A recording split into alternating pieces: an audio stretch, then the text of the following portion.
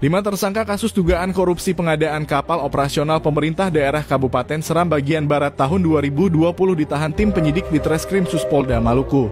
Kelimanya yakni Herwilin selaku PPK, Adrians Manuputi sebagai Direktur PT Kairos, Anugerah Marina, serta 3 Pokja ULP masing-masing Christian Sokota, M. Malut, dan Siti M. Batjun.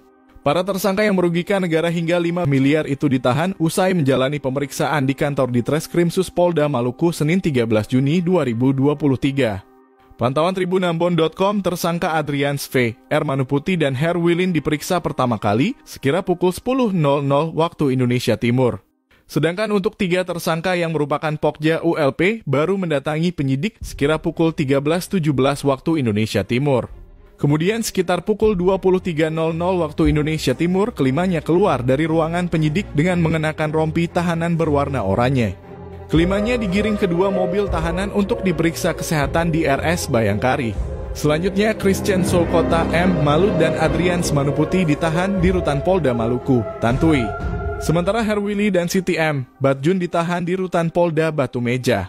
Untuk diketahui dalam kasus ini tersisa 2 tersangka lain yang belum diperiksa, yakni Stanley Pirou selaku penyedia PT KAM dan Farid sebagai konsultan pengawas.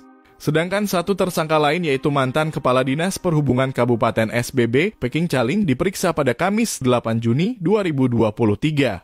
Peking dicecar puluhan pertanyaan oleh penyidik di Treskrim Suspolda Maluku seputar keterlibatannya dalam kasus itu sebelum akhirnya ditahan di rumah tahanan Polda Maluku.